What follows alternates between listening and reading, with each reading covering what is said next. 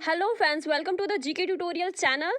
और आज का ये वीडियो बिहार बोर्ड के जो हमारे स्टूडेंट्स हैं, आईएससी के स्टूडेंट्स जिनका एग्जाम 2021 में होने वाला है, उनके लिए आज मैं फिजिक्स के टॉप लेवल के क्वेश्चंस लेकर के आई हूँ। ओके, सो अगर आप न्यू व्यूअर हैं तो हमारे चैनल से जुड़ जाएं। ओके, और वीडियो अच्छा लगेगा तो उसे लाइक कर दीजिएगा। ओके, क्वेश्चंस की तरफ बढ़ते हैं हम लोग।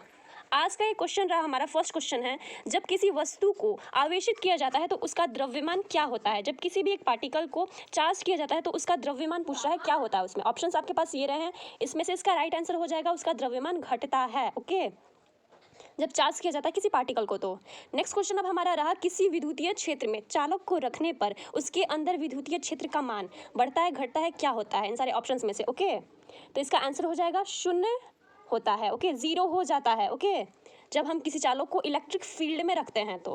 ओके, नेक्स्ट क्वेश्चन है, ये वीवीआई क्वेश्चन था। ओके, सारे क्वेश्चंस वीवीआई हैं।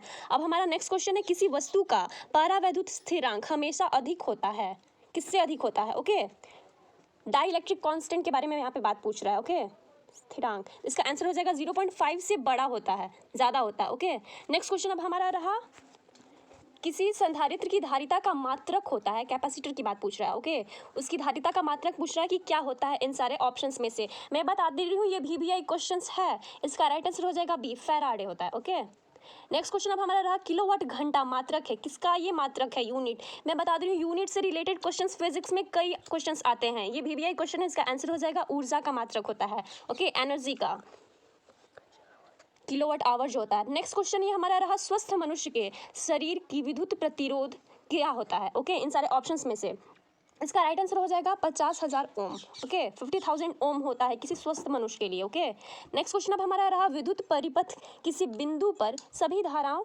सॉरी यहाँ पे कुछ क्वेश्चन मैं फिर से रिपीट कर रही हूँ, विद्युत परिपथ किसी बिंदु पर सभी धाराओं का बीजगणितीय योग होता है। ये वीवीआई क्वेश्चन है, इस तरह के क्वेश्चंस आते हैं एग्जाम्स में। ओके, सो इसका राइट आंसर हो जाएगा बी, 7, शून्य होता है। ओके, नेक्स्ट क्वेश्चन अब हमारा रहा, एक विद्युत परिपथ में विभवांतर मापा जाता है। ओके, विभवांतर किस में मापा जाता है।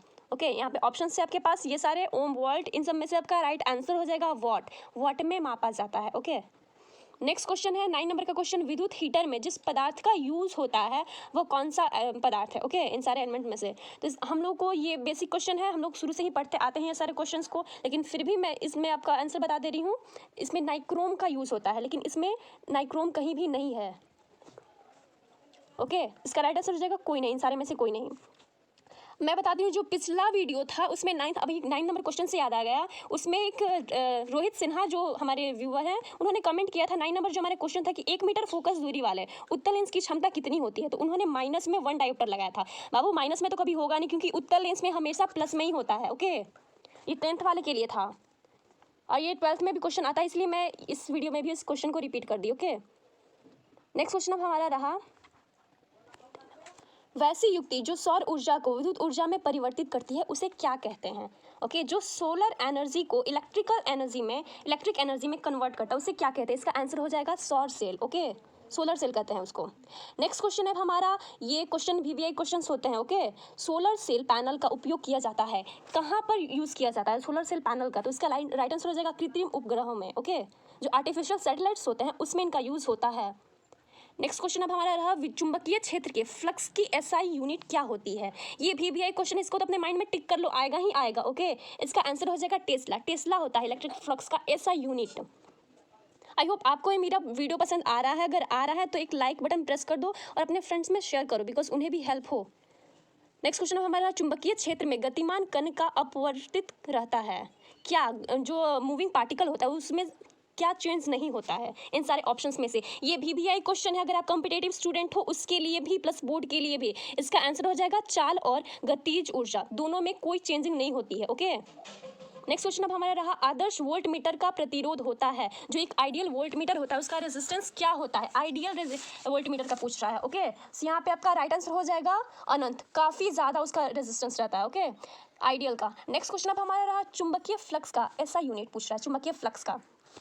ओके, आई होप आपको इसका आंसर पता हो, लेकिन मैं बता दे रही हूँ इसका आंसर हो जाएगा बी, वेबर होता है इलेक्ट्रिक फ्लक्स का, चुंबकीय फ्लक्स का था, चुंबकीय फ्लक्स का हाँ, नेक्स्ट क्वेश्चन हमारा है यांत्रिक ऊर्जा को विद्युत ऊर्जा में बदलने वाला यंत्र कहलाता है। यहाँ पे यांत्रिक ऊर्जा को पूछ रहा है। ओके, तो यहाँ पे राइट आंसर हो जाएगा ए, डायनेमो कहते हैं। यांत्रिक ऊर्जा पूछ रहा है, मैकेनिकल एनर्जी को। अब हमारा नेक्स्ट क्वेश्चन रहा 18 नंबर क्वेश्चन, विद्युत चुंबकीय तरंग के संचरण की दिशा होती है, जो इलेक्ट्रोमैग्नेटिक वेव्स होते हैं वो किस डायरेक्शन में ट्रांसमिशन उनका होता है, ट्रांसमिशन। इसका राइट आंसर हो जाएगा, यहाँ पे वेक्टर मैं नहीं लगा पाई हूँ। Okay, vector A cross product vector B के समानांतर। ओके, सभी में वेक्टर होगा।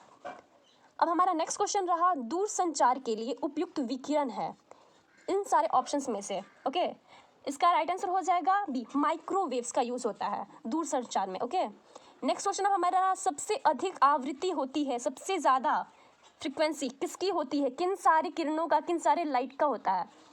इसका आंसर हो जाएगा जो गामा किरणें होती हैं उनकी फ्रिक्वेंसी सबसे ज़्यादा होती है। ओके, नेक्स्ट क्वेश्चन अब हमारा रहा प्लस CBBI क्वेश्चंस है सारे। मृग मरीचिका का कारण है मीरेज जिसको कहते हैं। ओके, जो डेजर्ट में हमें नहीं देखने को मिलता है, कि अक्सर लगता है कि बालू के जगह पे कोई बहुत तालाब है क्योंकि उसका ट्रीज वगैरह का शैडो उसमें नजर आता है। तो इसका आंसर हो जाएगा अपवर्तन और पूर्ण आंतरिक परिवर्तन, refraction and total internal refraction. Okay, next question अब हमारा रहा समतल दर्पण की वक्रता त्रिज्या होती है। यहाँ पे प्लेन मिरर की पूछ रहा है, वक्रता त्रिज्या कितनी होती है, तो मैं बता दे रही हूँ इसका आंसर हो जाएगा ए, अनंत होती है, इन्फिनिटी होती है। नेक्स्ट क्वेश्चन अब हमारा रहा वस्तु से बड़ा और आभासी प्रतिबिंब बनता है किस दर्पण में। ओके, किस दर्पण से बनता है। ये क्वेश्चंस काफ़ी इजी है, प्लस इजी तो है लेकिन हम लोग अक्सर कंफ्यूज कर जाते हैं। इसका आंसर हो जाएगा अवतल दर्पण से, उसी से इमेज बड़ा दिखाई देता है। ओके, और आभासी बनता है। अब हमारा नेक्स्ट क्वेश्चन रहा किसी वस्तु का मनुष्य की आंख के रेटिना पर बना प्रतिबिंब होता है। जब हमारे आंख के रेटिना पर जो इमेज बनती है किसी भी ऑब्जेक्ट का, तो वो कैसी इमेज होती है इन सारे ऑप्शंस में से। सो यहाँ पे आपका राइट आंसर हो जाएगा डी, वास्तविक और उल्टा। अक्सर उल्टा ही प्रतिबिंब बनता है।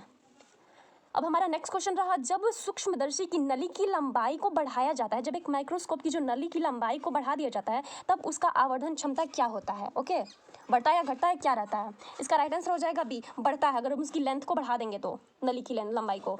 नेक्स्ट क्वेश्चन अब हमारा रहा एक दीर्घ दृष्टि वाले व्यक्ति को आवश्यकता होगी। ओके, दीर्घ दृष्टि वाले, दीर्घ दृष्टि में क्या होता है, हमें दूर की वस्तु को तो सब साफ से क्लियरली दिखाई देती है, लेकिन जो नज़दीक की वस्तु है वो हमसे क्लियरली नहीं देख पाते। तो इसका आंसर हो जाएगा उत्तल लेंस। उस व्यक्ति को उत्तल लेंस की जरूरत पड़ती है। ओके, अब हमारा ये नेक्स्ट क्वेश्चन है, VBI क्वेश्चन है। ऐसे क्वेश्चन आते हैं एक दीर्घ दृष्टि वाले को आवश्यकता, ये क्वेश्चन तो हो गया है उत्तल लेंस को। अब हमारा नेक्स्ट क्वेश्चन है आसमान का रंग नीला दिखने का कारण होता है।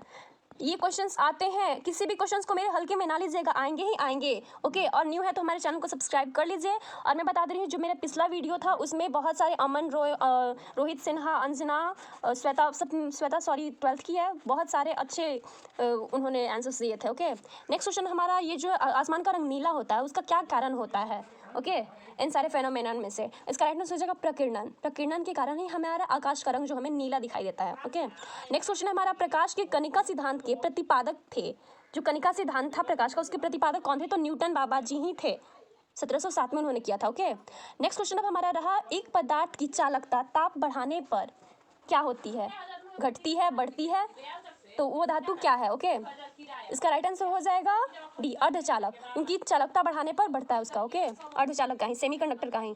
नेक्स्ट क्वेश्चन अब हमारा सौर ऊर्जा का स्रोत है, सोलर एनर्जी का सोर्स क्या है इन सारे फेनोमेनन में से।